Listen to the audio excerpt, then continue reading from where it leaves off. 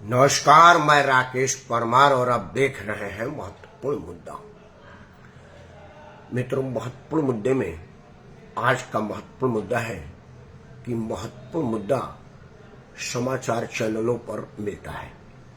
जब मैं दिन भर का सारांश शाम को प्राइम टाइम देखता हूं तो उन्हीं में से मैं कोई एक मुद्दा उठाता हूं और उसे महत्वपूर्ण बना के आपके सामने प्रस्तुत करता हूं। मेरे फेसबुक लाइव पर प्रतिदिन रात के 10 बजे और उसके बाद 11 सवा 11 बजे तक ये मेरे यूट्यूब चैनल पर अपलोड हो जाता है। जो अपने बुद्धि विवेक समझ है उससे मैं अपनी बात रखता हूं और आप सबों का आशीर्वाद प्राप्त करता हूं। लेकिन इधर कुछ दिनों से मेरा महत्वपूर्ण मुद्दा अत्यंत महत्वपूर्ण नहीं हो पा रहा है, जिसका मुझे अफसोस है। कारण है कि समाचार चैनलों पर समाचार ही नहीं है। तो जब समाचार ही नहीं होगा तो मैं महत्वपूर्ण मुद्दा निकालूंगा कहां से? मेरे पास तो कोई स्रोत है नहीं कि मैं देश भर में कोई मेरे रिपोर्टर हूं या मेरे कोई श्रोत्र हूं। मैं देश भर के लोगों को जानता नहीं और मेरा मुद्दा तो तमिलनाडु से भी हो सकता है, पुडुचेरी से भी हो सकता है, यूपी बिहार से भी हो सकता है, बंगाल राजस्थान से भी हो सकता है। तो यह एकमात्र सहारा है, स्रोत है समाचार चैनल। लेकिन मुझे अफसोस के साथ कहना पड़ रहा है कि समाचार चैनल पर कॉमेडी आ रहा है और कॉमेडी मेरा विषय नहीं रहा है, क्योंकि मैं जानता हूं कि मैं बड़ा सीरियस आदमी हूं। कॉमेडी मेरे से नहीं हो सकता। हास्य कलाकार की भूमिका करने भर की मेरी हैसियत नहीं है। उसमें अत्यंत निपुणता की जरूरत है, परफेक्शन की जरूरत है, टाइमिंग की जरूरत है। और ये तीनों अगर मेरे में होता तो मैं महमूद होता, असरानी होता। लेकिन मैं वो नहीं हूं, मतलब मैं कॉमेडियन नहीं हूं। लेकिन इन सब बातों पर जो चर्चा, इन सब बातों को लेकर के जो चर्चा बनती है वो है कि आखिर मुद्दा तो आपको बनाना पड़ेगा। अब आप कहेंगे कि समाचार पर तो समाचार आ ही रहा था। मेरे हिसाब से नहीं आ रहा था। समाचार चैनल पर समाचार आ रहा है कि अब पाकिस्तान के टुकड़े हो ही जाएंगे और उसका एक भाग हमें मिल जाएगा। यह बात मैं 10-12 साल से सुन रहा हूं, कोई आज पहली बार नहीं है। जब पहली बार समाचार आया मैं बोला यार पाकिस्तान के 4 टुकड़े हो जाएंगे तो 4 देश बनेगा कि चारों भारत में आ जाएंगे, तो फिर एक वहां का पंजाब प्रांत रह के क्या करेगा? मेन पंजाब तो हमारे में है। मैं बड़ा मतलब एकदम कंफ्यूजन हो गया था। लेकिन अब श्योर हो गया है कि ऐसा कुछ होने वाला नहीं है, सिर्फ समाचार में ही होता है। दूसरा हास्यास्पद बात है, समाचार वाले बलूचिस्तान को, आजाद कश्मीर को भारत में मिला रहे करे कि चलता हुआ भारत में आ जाएगा। राजनाथ सिंह लाहौर जा रहे हैं, उनके गुरु अटल बिहारी वाजपेयी जी भी लाहौर गए थे। फर्क इतना है कि वो बस में गए थे तो कारगिल हो गया था। जब वो गए वहां से उसी बस में आतंकवादी आए और कारगिल कर दिए। उसका नुकसान और खामियाजा कितना इस देश को भुगतना पड़ा वो बताने की बात नहीं है। अब राजनाथ सिंह लाहौर में सेना भेज रहे हैं तो हो सकता है वहां कोई नुकसान न हो, क्योंकि हमारी सेना के समर्थ का तो सबको पता है। अभी हाल ही में ऑपरेशन सिंदूर में दुनिया मान गई। ये जो अमेरिका बार बार हम पर टेरिफ का बाण चला रहा है वो इसलिए चला रहा है ताकि वो हमारे सेना का दमखम और हमारा सामर्थ्य देख चुका था। लेकिन मित्रों, मेरा अपना मानना है कि यह गिरावट ज्यादा दिन तक चलेगी नहीं, क्योंकि टीआरपी के खेल अगर खत्म हो जाएगा तो समाचार चैनल सड़क पर आ जाएंगे। कोई भी सरकार या राजनीतिक दल कितना फंडिंग करेगा? समाचार के लिए बहुत बजट चाहिए, और या फिर उनको वो सारा बजट मिल रहा है इसलिए उनको समाचार की जरूरत नहीं है। मैं इसका ज्ञान नहीं रखता इसलिए इस पर नहीं बोलूंगा, क्योंकि जिस बात का मुझे पता नहीं होता, मालूमात नहीं होता, उस पर मैं नहीं बोलता हूं। लेकिन समाचारों पर मैं जरूर बोलूंगा, क्योंकि समाचार मैं देखता हूं और उसमें समाचार नहीं दिखाया जा रहा है। खैर, अब एक मुद्दा अभी बिहार से आया हुआ है। वो बिहार का नहीं, वो पूरे देश का है। वो है अब मुफ्तखोरी ही राजनीति का आधार रह गया।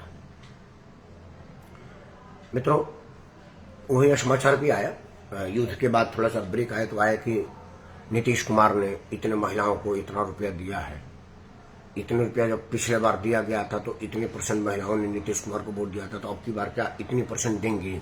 मतलब ये भी प्रायोजित विज्ञापन ही है राजनीतिक दल का। लेकिन उसमें एक मुफ्तखोरी आई तो उस पर महत्वपूर्ण बातें बनाई जा सकती हैं। अब 2-4 मिनट कुछ देर इसी पर बोलूंगा, क्योंकि अब समाचार है नहीं तो मैं क्या करूं, हमको रोज बोलना ही है, तो कुछ तो बोले और यूजफुल बोले, तभी तो आपको महत्वपूर्ण लगेगा। तो यह महत्वपूर्ण मुद्दा जरूर है कि अब मुफ्तखोरी ही भारतीय राजनीति का आधार बन गया है। अब बिना मुफ्तखोरी का भारत की राजनीति संभव नहीं है।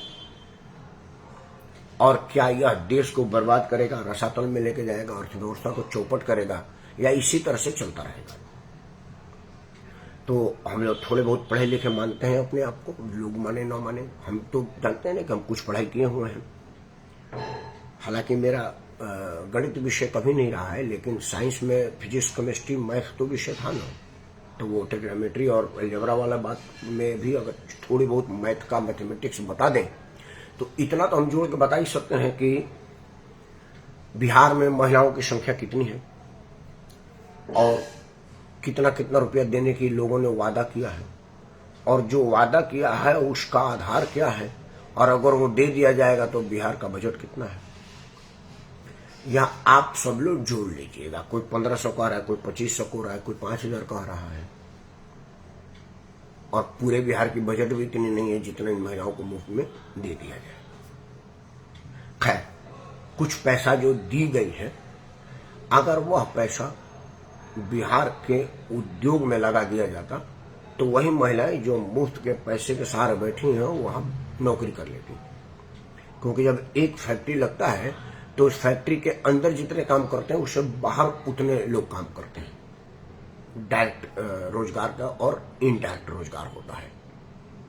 लेकिन मुझे अफसोस है कि 90 से अब तक बिहार में कोई रोजगार उत्पन्न करने का प्रयास कोई नहीं किया, और वो इसलिए नहीं किया कि जो 90 से अब तक शासन में हैं उनको पता है कि हमको जातीय आधार पर शासन करना है। अब चूंकि सोशल मीडिया पर जातीय तारें दरक रही हैं, टूट रही हैं, वो तार अलग हो रहा है, क्योंकि सोशल मीडिया पर बार है कि भाई लालू जी का लड़का 7वीं पास है, 9वीं फेल है और हेलीकॉप्टर में जन्मदिन मना रहा है, तो बिहार का का बच्चा करेगा मैं तो PhD करके नौकरी ढूंढ रहा हूँ और वो 9वीं पास करके आ रहे, तो मैं ही क्यों ना वाला काम करूं। तो यह कुछ हो रहा है। तो इसीलिए जनगणना की बात आई, जातीय जनगणना की बात आई। पहले MOI कन्वेंशन था, मुस्लिम यादव, अब MOI का कन्वेंशन माई हो गया, मी एंड माई फैमिली। वो MOI का मतलब माई हो गया, मेरा हो गया, क्योंकि लालू जी ने मेरा ही किया है।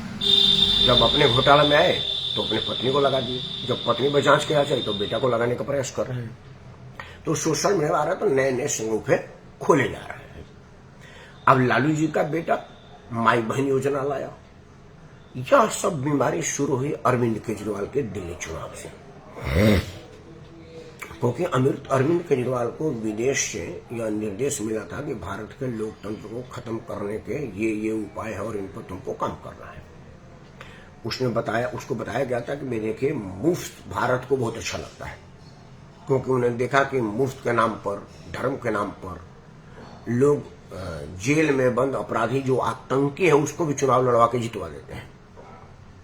इस देश में तमिलनाडु से एक आदमी चुनाव लड़ा था जो IPS अफसर था, कर्नाटक कैडर का, मूल रूप से तमिलनाडु का रहने। उसने नौकरी छोड़ा कि अब मैं राजनीति में आऊंगा और राजनीति की कायाकल्प करूंगा। वो चुनाव हार गया और कश्मीर का एक घोषित आतंकी जिस पर आतंकवादी गतिविधि प्रमाण हो चुकी है वो चुनाव जीत गया। तो हमारा देश ऐसा है। तो केजरीवाल को यही बताया गया कि भाई इस देश में मुफ्तखोरी को प्रश्रय दो, तो वो बिजली ये वो फलाना वो करके लगातार 3 बार नरेंद्र मोदी की सारी लोकप्रियता को धत्ता बताते हुए चुनाव जीता। तब मोदी को भी समझ में आया, जो मोदी मुफ्त के रेवड़ी पर विरोध कर रहे थे वो खुद उससे भी बड़ा देने लगे, क्योंकि उनका मानना था कि एक बार सत्ता हाथ में आवे उसके बाद अपनी बात करेंगे, और इन केन प्रकार सत्ता लेने के लिए वो मुफ्त के रेवड़ी के जाल में फंस गए। नीतीश कुमार बिहार के जो माई बहन योजना से बड़ी योजना की बात कर रहे हैं, वो विधानसभा में कहे कि पैसा कहां से लाओगे मुफ्त की बांटने के लिए। अब वो कह रहे हैं कि मैं लालू पुत्र से ज्यादा दूंगा।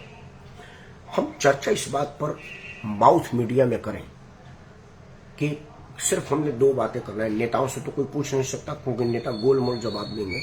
माउथ मीडिया में 5 आदमी के बीच में चर्चा कर लें कि मित्रों, अगर महिलाओं की योजना को ही अगर फलीभूत कर दिया जाए तो इतना महिलाएं बिहार में रहती हैं और इतना रुपया देने की बात करें, इतना गुण, इतना बराबर, इतना मैं रकम इसलिए नहीं कर रहा हूं कि प्रसन्न हो जाएगा। और इतना तो सिर्फ महिला को दिया जाएगा और पूरा बजट इतने रुपए का है। उसके बाद ये मुफ्त, ये मुफ्त, ये मुफ्त। तो जितना बजट नहीं है उससे ज्यादा का तो योजना है, पैसा कहां से आएगा?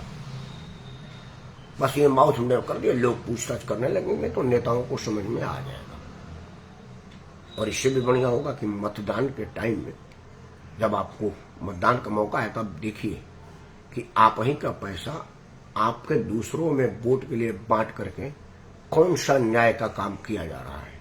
क्योंकि कानून के किसी भी पन्ने में नहीं लिखा है कि मेरा पैसा किसी और को दिया जाए। तो वो जो मुफ्त की योजना में आलू बांटे जा रहे हैं, अचानक बांटा जा रहा है, आटा बांटा जा रहा है, वो नरेंद्र मोदी के घर से नहीं आ रहा है। वो जो 85 करोड़ लोगों को मुफ्त में राशन दे रहे हैं वो मेरा पैसा है, टैक्स पेयर का पैसा है, जो हम जैसे लोग 30% टैक्स के डिडक्शन के अंदर आते हैं। मतलब हमारे आमदनी से 100 रुपये में 70 रुपया ही मेरे खाते में आते हैं, 30 रुपये सरकार के खाते में चला जाता है। उसी 30 रुपये 85 करोड़ लोगों को राशन दिया जा रहा है। तो पैसा मेरा है, योजना दूसरे को मिल रहा है और सब गद्दी पर कोई तीसरा बैठा हुआ है। यह सब कुछ बातें अगर माउथ मीडिया में प्रचारित कर दिया जाए तो लोग विचार करने लगेंगे कि इस देश को कहां पहुंचाने का प्रयास हो रहा है। और समझाया जाए कि श्रीलंका की जो बर्बादी हुई वो इसी वजह से हुई और कई देश हैं। तो आप साथ जो प्रार्थना है कि सरकार बनाने के साजिश का पर्दाफाश करें और देश की अर्थव्यवस्था को मजबूत करें, क्योंकि अर्थव्यवस्था मजबूत रहेगी तभी अमेरिका आपके सामने झुकेगा। अगर अर्थव्यवस्था मजबूत नहीं होगी तो अमेरिका आपको आंखें दिखाएगा। पाकिस्तान के सामने कहां झुक रहा है? श्रीलंका के सामने कहां झुक रहा है? देश में कई 100 देश है, उसका कहां झुक रहा है? वो चिंता करता है। तो आप 4-5 नाम ही आप सुने होंगे, चीन, जापान, अमेरिका, ऑस्ट्रेलिया, रूस, भारत, उसके बाद कोंगो आपने नाम सुना है, क्योंकि वो सब आर्थिक रूप से कंगाल देश है। अमेरिका या दुनिया कोई उनकी चर्चा नहीं करता, चर्चा हमेशा सामर्थ्यवान की होती है। तो जब आपका सामर्थ्य बना रहेगा तभी जाकर के आपका चर्चा होगा, नहीं तो आप गुलाम बना दिए जाएंगे। अब आपको गुलामी में रहना है कि शाहीशान में रहना है, विचार आपको करना है। और यह आप माउथ मीडिया में प्रचार करके कर सकते हैं, मेरे वीडियो को लाइक और सब्सक्राइब करके कर सकते हैं, इसको सभी समूह में साझा करके कर सकते हैं, या फिर घर बैठ करके गुलामी का प्रतीक्षा कर सकते हैं। आपके हाथ में है, मैं तो अपना काम कर रही हूँ, अब आपकी बारी है। जय हिंद, वंदे मातरम और भारत माता की